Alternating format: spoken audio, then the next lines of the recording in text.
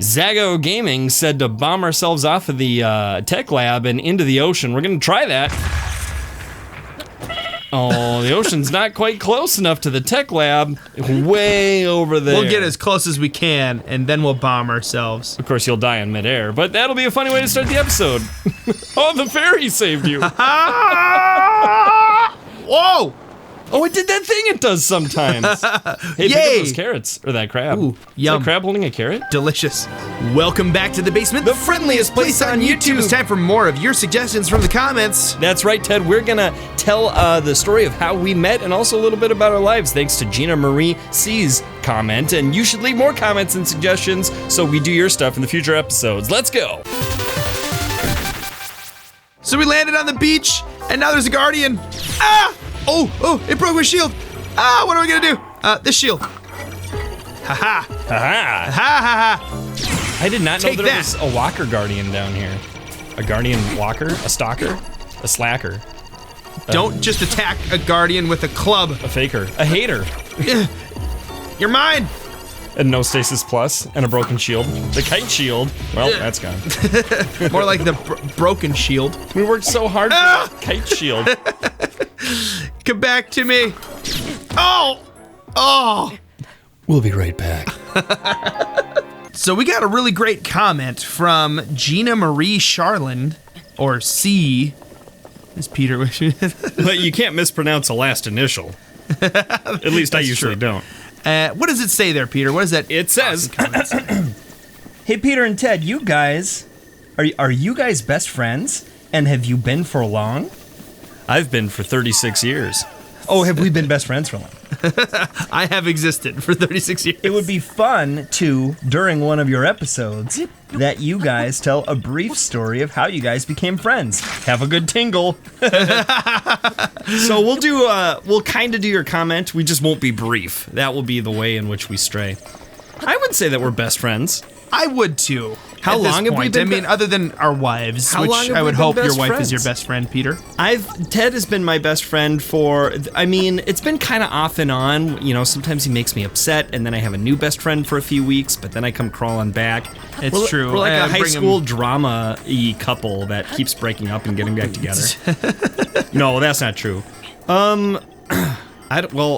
I mean, how long have we known each other? 2009? Oh, jeez. Would have been 2009. Yeah. Hey, a Korok seed. Yeah. So we're just gonna cruise around and grab some Korok seeds. Yeah, grab some Korok seeds, do grow other our things on the inventory. Overworld, that kind of stuff. But we figured it'd just be a good time to talk about this kind of stuff. So yeah, 2009. So I noticed Ted before Ted noticed me. This does sound like a high school It does sound kind of funny. relationship. I'll explain that though, and then maybe like you can tell some of the story of when like we actually interacted. Yeah. So my wife and I moved to Minnesota from Colorado, and kapow! Well, at least I survived. And Ted was already in Minnesota, and we bought a house in a small town, and that's the house in which we are in the basement right now. Wow. That was Destiny was already working for us. That was a great English sentence. And so my wife and I and kids are a church-going family, and we decided to try out some churches in the city in which we now bought a house because gotta find somewhere to go. Right. And we tried one, and Ted happened to be the what was your Worship title leader, then? music guy. I think I might have just been the band director or something. Yeah. When you first met me. There's a lot of title changes at that particular employer, but yeah. So I mean, we tried this church, and the music was really good.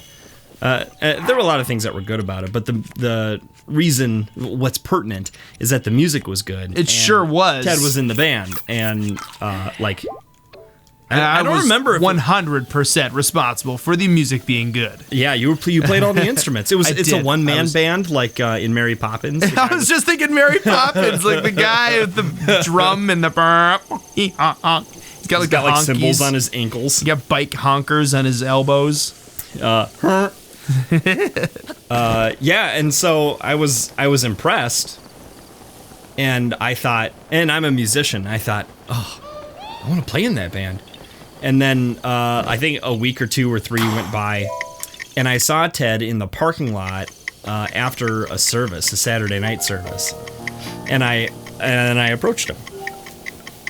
That's right. Yeah, you approached me, and I feel like our pastor was there too. I don't know. You know how memories can get kind of like goofy in your head or whatever? Yeah, I'm not sure. He could have been standing there. But anyway, it was kind of like, hey, I heard you play bass, and you're like, yeah, I play a little, which was like totally modest of you. Peter's a great bassist, as you can all tell by his YouTube avatar's name. Peter plays bass. Peter plays bass. Hey, if you ever see a Peter plays bass in the comments, that's actually me. Don't It's be true. a doubter. Be a believer. I'm trying to think of something that rhymes with doubter. What rhymes with doubter? Daughter? Be a non-doubter.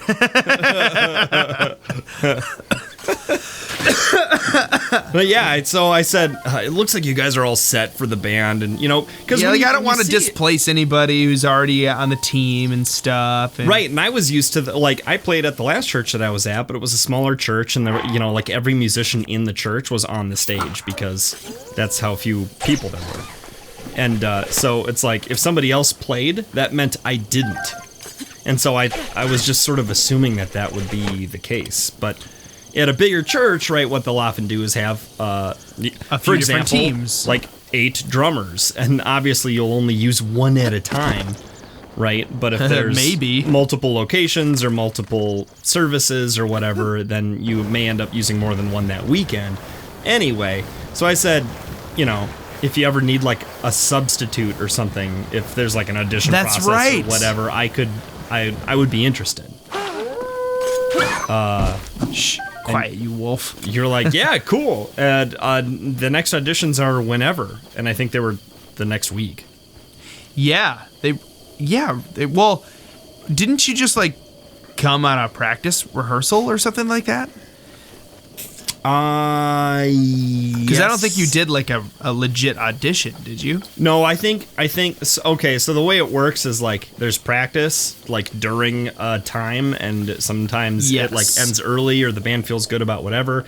I just showed up for one of those, and like the bass player stopped, like the band practice ended, but there was extra time, and you just had the rest of the band play one song again with me on bass instead of the actual bass player. Yeah. When was that? That wasn't when Lisa was on, was it? Yeah. Oh my gosh. Okay. So yeah, this is a good strategy, by the way, for anybody who's out there who's trying to like Break get into new a get band. new people on a team of some type. Like don't wait months to get that new person involved, because you might be missing out on your best friend. Yeah. For your life. Or they might be excited now. Right. So what I used to do before, probably a year before I met Peter, was I would do like an audition for our band like once a year or 2 times a year. And so someone would come and say, hey, I'm interested. I'd be like, cool, sweet. Come back in June. Come back, in 4 months. And I was like, I'm tired of that. I'm tired of doing that. I don't want to do that anymore. So then I started doing this thing where, the next audition is this Saturday, which was true. It's just you're the only one auditioning. Right. And it's this Saturday. And there would have been none if, there wouldn't have been one if you weren't interested. Correct. So, speaking of correct, where are the Koroks? Oh, I don't know. You just wander, man. Yeah, that's what I thought. What's in a wander ball?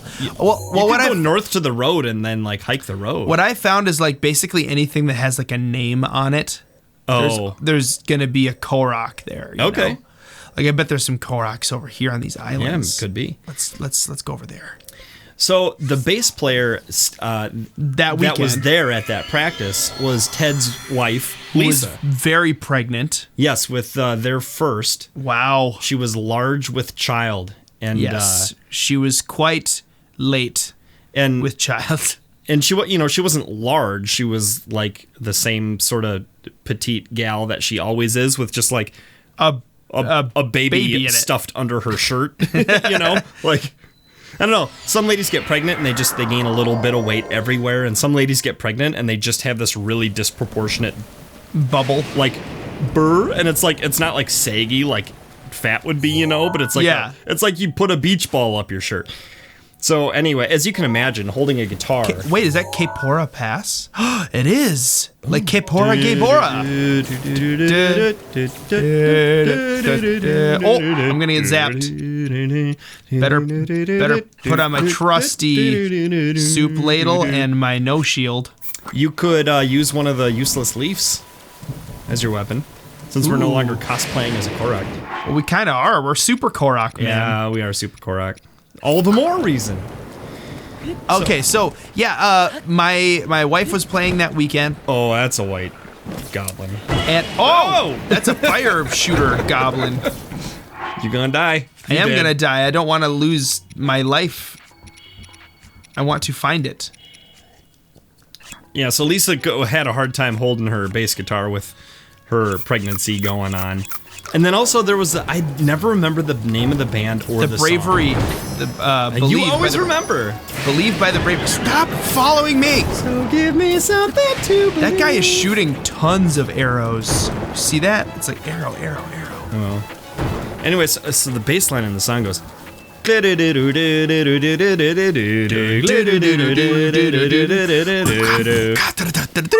the drums come in right there. Is very cool. And I just tried it. Like, I think you told me about the song.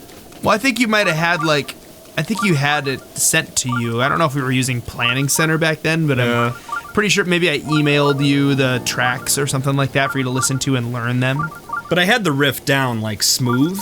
Yeah, you had it down. And so, and then your wife pulled you aside. I love this story still. We've told it a couple times in the For basement. real. But we never told it in this series, and a lot of people watch this one. Can I make this fox Lisa fall pulls into a Ted hole? aside, and she's like, Ted, I want him to play this weekend so that I am not playing this weekend.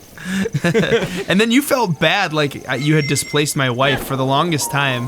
No, I didn't. I mean, she didn't play after that anymore, though. She'd like all of her priorities shifted because of like she Having had a kid, baby, and then, yeah, it's true. It did change some things. when you've got a newborn and the father is like the lead worship guy, it's hard for the wife to be in the band also. That's true. Because what do you do with the little milk drinker? Got to stash him somewhere. Just put him in the guitar case until you're done. There's a humidor in there. Or, what are those things called? Humidifier? Yeah, that's what I mean. A humidor? That's the cigar thing. Yeah, I was gonna say there's a humidor in there. The baby is Babies the like to have humidor. cigars every once in a while. You put the cigar in there and the baby keeps them moist by teething on them. Oh, gross. Yeah, so that's how we met, and then we realized pretty quickly we Yes. like a lot of the same kinds of music. We're both married to chicks with kids or growing families at least. Kid and kids. Well, we realized that you guys lived really close to us too, because we were Yeah, that's true. walking over to somewhere, and you guys were also walking there, and we're like, "How are you walking here?" Oh, that was the Halloween thing. Yeah, there was like a Halloween thing at a park near me and Lisa's apartment building. Ooh, what's this place? There's a hammer. Yeah, and there was like woefully low amount of parking. Oh, I'm have any sorry. more You have too many weapons? ladles and leaves and branches. You could drop that branch. That branch. Oh. Oh, you picked up the branch. I dropped my branch. I pick it up again. Never gonna drop my branch. That's such a weird thing. I was just thinking about the mechanics of dropping something when your inventory is full and picking up the other thing and succeeding the first time versus like fumbling with it. And Minecraft is pretty good at that. When you let something go and something else is already sitting there, it's like It prioritizes the thing that wasn't just in your hands. And I think the simplest way to do that is when you drop something, it's not there for a bit. Visually it's there, but it's not, you can't pick it up. There's a Even Korok if you had room in your inventory, you couldn't pick it up right away. That's the Korok spot. Yeah, you gotta dive in. You Yep. gotta just jump in. Gotta dive right in. Gotta jump down in. But we didn't That counts, I guess. figure out the whole gaming thing for a little while. Yeah, that is weird. Why did that take so long? I mean, we had plenty to talk about otherwise, I guess. Yeah, maybe that was it. But I don't know. I feel like it probably came up. Look at a double rainbow. Do you see it? Oh, double rainbow all the way. That's awesome. All the way. Double rainbow. Oh my God. Oh my God. Korok pride. Double Thumbnail. rainbow. I got the thumbnail and the title now. No, probably not. But yeah, I remember you and another member of the band, a good friend of ours named Dave. Oh yeah.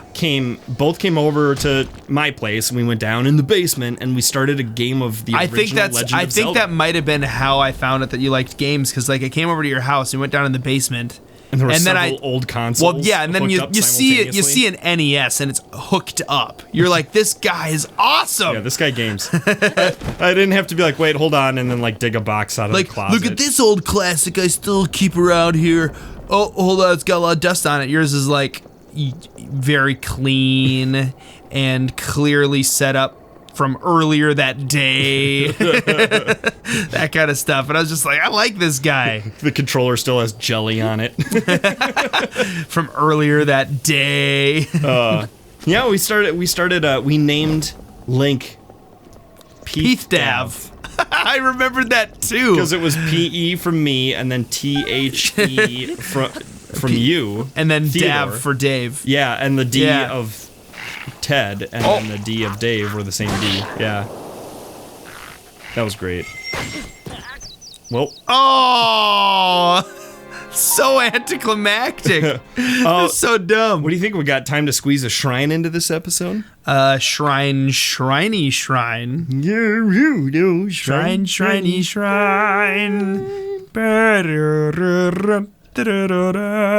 Well, which one should we do? Oh, just any that are on the fast travel map that are blue and orange. Oh, that's a good idea. How about this one?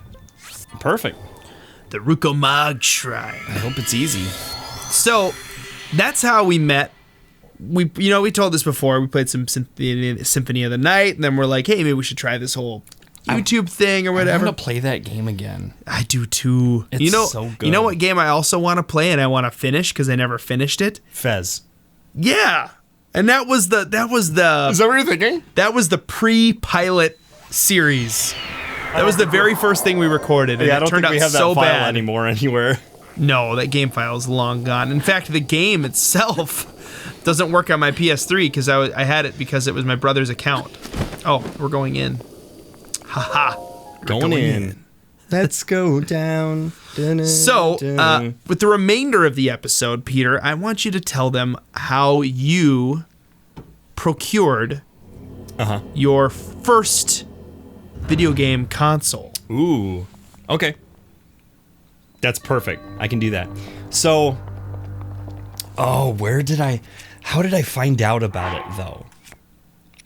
I must have gone to a friend's house and played Mario and been like, this is my new favorite game I want to play all the time.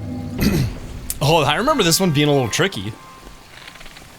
Good luck, Fed. Good luck. Good luck. Do a barrel roll. That didn't work. Press Z or R. How's that go? Like that? I think that's how it goes. It's a good thing we stocked up on arrows. Okay, so anyway, the NES. here's how I got it. Okay, I did chores and earned allowance, and my sister did the same, and she had some more money saved up than I did. Although I was a saver, I just was young and earned less allowance and fewer dollars. Ooh. And I think I must have played it at a friend's house. Gosh, it's so much easier doing it that way than however I did it at first. Cheaters.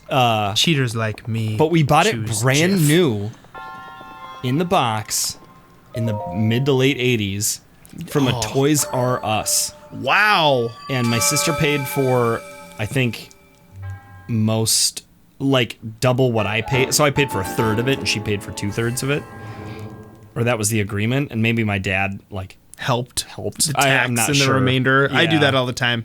Yeah, Like, when we'll my have, kid like, wants the something, exact and he's amount like, of something. "It's $8. I'm gonna bring $8," and it's like $9. I'm like, just give me $8. I did that with Micah's Joy-Cons. He had enough money to buy the Joy-Cons, and we got there, and I paid like the $5 extra for tax and stuff. Right. Like, whatever. Hey, Guess what? You're not doing what a wear good- and tearing on my Joy-Cons. Yeah, no, that's worth the investment, and that's what a good dad does. Good job, dude. Get that right. Yeah, and we got so we got the NES, and we got this game, Kung Fu. No,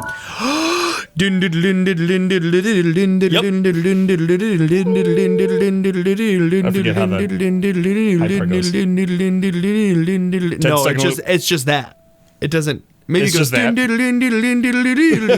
Maybe it does that. I think. And what does it do when you get to the boss? Same. It's the same thing when you get to the boss. You gotta do something on yeah. the screen. Sorry. What I was gonna do is gonna warp us somewhere. Well, we were getting close to the end of the episode. I played Kung Fu, and I played it, and I died, and I played it and got a little further and died, and it was beatable. And I did not beat a lot of games as a little kid. I played a lot of games to the point of frustration, and then sort of stopped. I didn't muscle through a lot. Yeah. But I beat Kung Fu, and I remember the so music. good. And when you start the game, it goes. Oh, you're right. Yeah, he walks on. Oh, we warped here. All right. Well, hey, next time in the basement, we're gonna have to do something with this lady. Oh, Please do not hurt the flowers. Yeah, that's what we'll do. Thanks for tuning in. Thank you for your suggestions in the comments. We're going to keep doing those and keep playing this game. We're getting close to episode 100, guys. Woo! We're going to fight Ganon. I almost said Bowser. We're going to go fight Bowser in episode 100. And until next time, Basement Dwellers, we think that you are more intolerant of flower trampling than a bowling ball evil villain who loves his flowers but does not love the trampling of them. In the basement.